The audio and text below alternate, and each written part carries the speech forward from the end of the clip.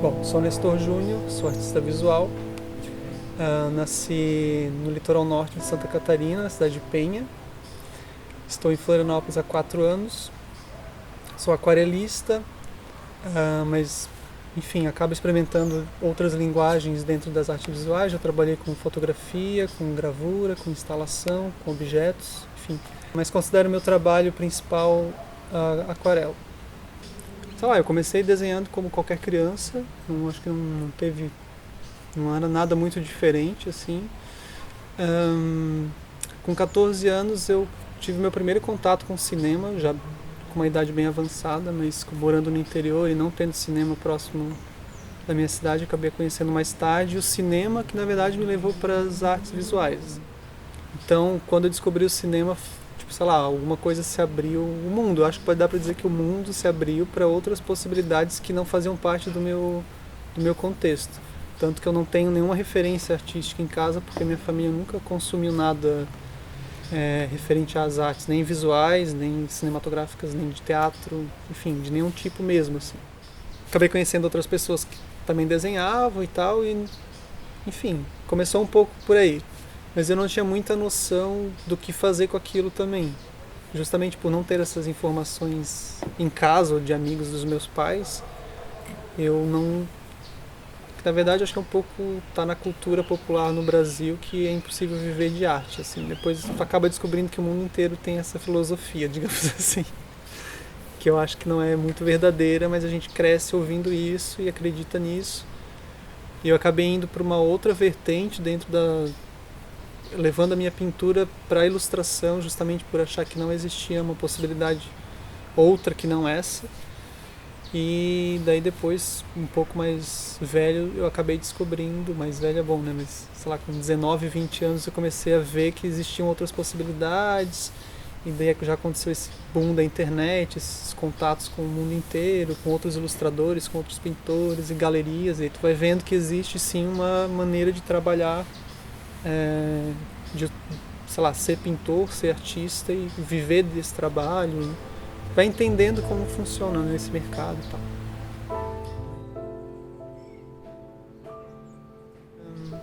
Meu processo, tem que ser dito isso, que ele é muito bagunçado, não existe muito um processo. Assim, isso é motivo de várias crises no meu trabalho, porque eu não tenho um processo muito definido. Talvez por não ter estudado artes visuais, não conseguir organizar isso de uma maneira racional e de pensar um tema e de fazer o trabalho em cima disso. Eu costumo dizer que os meus temas eles são todos os mesmos desde que eu comecei, então não tem nada muito que te separe, assim, tipo também a minha carreira não é muito longa, tô, sei lá, concluindo aí 10, 12 anos de produção. Mas eu acabo pegando referências, primeiro, memórias minhas, sempre são coisas que fazem parte, claro, né, eu acho que de todo artista são referências próprias e das suas vivências. Só que eu não, sei lá, eu poderia extrair de épocas diferentes para criar justamente séries, né? Mas eu não consigo fazer isso, eu acho muito mecânico na minha criação, então acaba sempre englobando todos os temas que eu trabalho. Como que eu cheguei a eles? Meu trabalho começou a ter uma cara um pouco caricata, assim, que é esses exageros que tem hoje no trabalho, mas eles estão um pouco mais lapidados. No começo eles eram bem mais gritantes. E eu comecei uma desconstrução do acadêmico justamente por não conseguir fazer. Não é que eu não gostava, é porque eu não conseguia. E isso acabou virando um pouco uma marca do trabalho, essas deformações que eu acabo aplicando no trabalho, nas figuras que eu desenho, que eu pinto, acabou virando, sei lá, um estilo, uma marca, uma identidade do trabalho, e na verdade nasceu de uma dificuldade.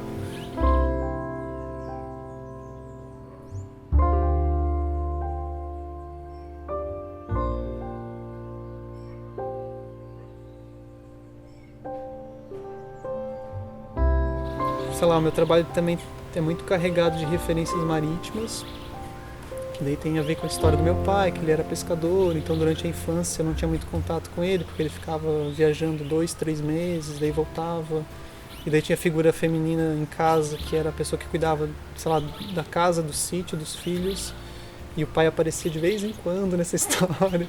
Então tinha essa coisa do mar que trazia o sustento para a família, mas ao mesmo tempo tirava ele de casa. Então essa fantasia do mar acabou se impregnando no meu trabalho um pouco por isso, assim.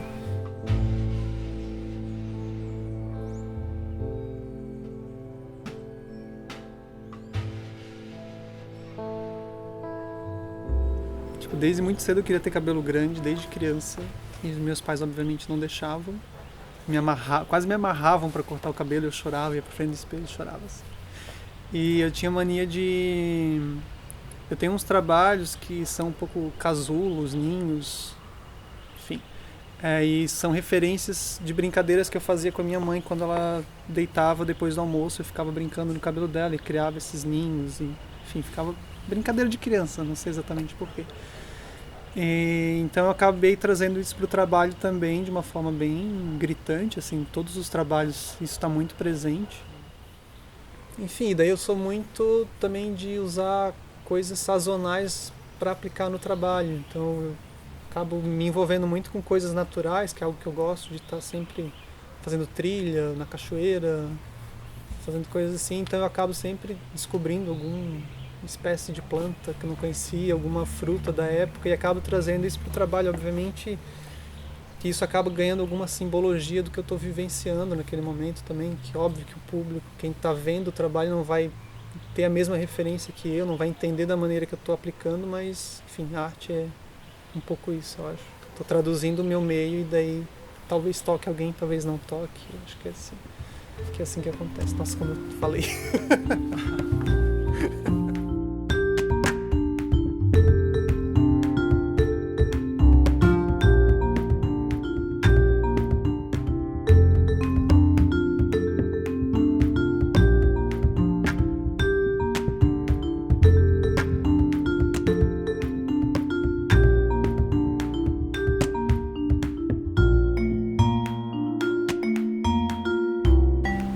Eu acho o meu fazer artístico ele é muito solitário, assim.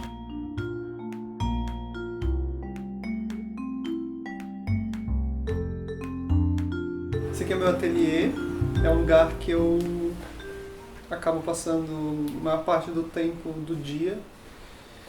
Continua sendo assim, eu acordo, tomo café e venho pra cá. Às vezes termino de tomar o café aqui. E mesmo que eu não esteja pintando ou esboçando, enfim, não esteja de uma maneira direta trabalhando, eu acho que faz parte do processo também estar isolado aqui dentro, assim, de alguma maneira. Como eu acredito um pouco nisso do ofício, eu me obrigava a criar também. Ainda que não fossem quadros, mas eu me obrigava a estar aqui no ateliê, por isso que eu criei esse hábito de estar sempre aqui. Às vezes fico 2 meses sem pintar nada, esboçando coisas ou pensando. E daí quando eu começo vira uma coisa tipo meio doente, de ficar, sei lá, 16 horas pintando, realmente parando só pra comer e volta e pinta e mal dorme, já dorme pensando em acordar e acorda cedo pra voltar. Porque parece que é meio que uma corrente que eu não posso soltar, eu tenho que continuar porque depois de, sei lá, 2 semanas vai baixar de novo, então eu tenho que produzir o máximo que eu puder. Claro, eu acho que eu trabalho com sensibilidade, né, criando esse universo que é meu, sei lá, né, traduzindo isso para pintura, mas na hora de pintar é labuta, não tem não tem muito esse romantismo.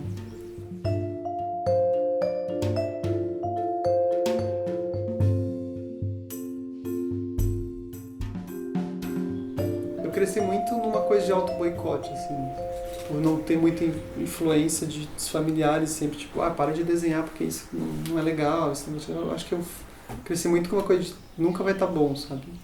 A maneira que eu trabalho foi meio um jeito que eu fui descobrindo, sei lá, não que eu inventei a maneira de trabalhar, mas eu encontrei uma maneira que eu achava mais fácil, mesmo porque não tinha alguém me dizer, não, se você fizer assim vai ser melhor. Então isso faz com que eu não erre tanto e também eu acho que essa coisa de errar é meio relativa, né? Ninguém vai poder apontar e dizer isso está errado, se eu disser que está certo.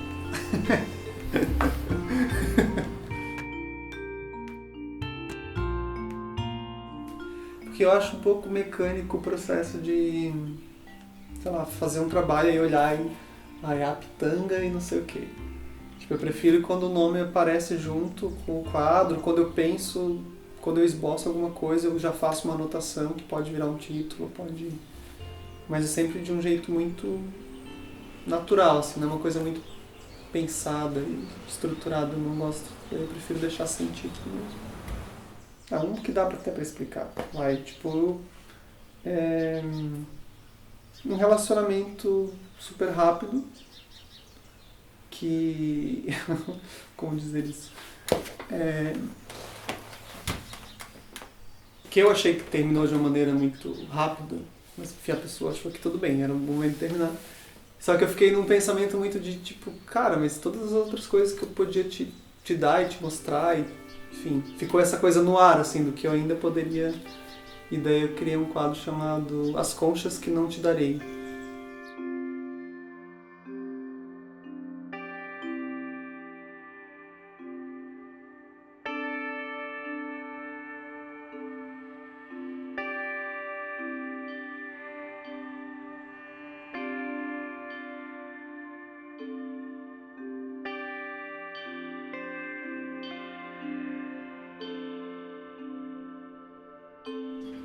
Na verdade, esses cadernos que eu alimentei durante algum tempo, ainda tenho, mas agora tipo, eu acabo trabalhando aqui dentro mesmo com os cadernos.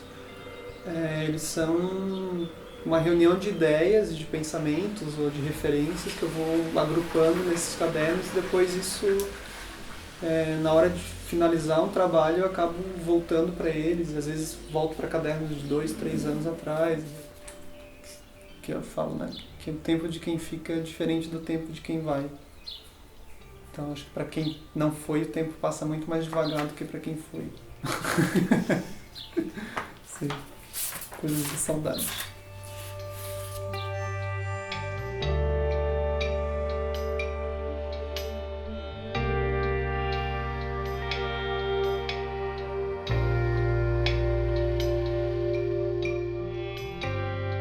É meio clichê falar, mas dando aula eu aprendi muito com os alunos, assim, por eu talvez não ter estudado, eu, sei lá, cheguei numa maneira de criar e aquilo, de pintar e tal. Daí eu vejo os alunos fazendo umas coisas e falo, gente, que legal isso, vou roubar isso aí.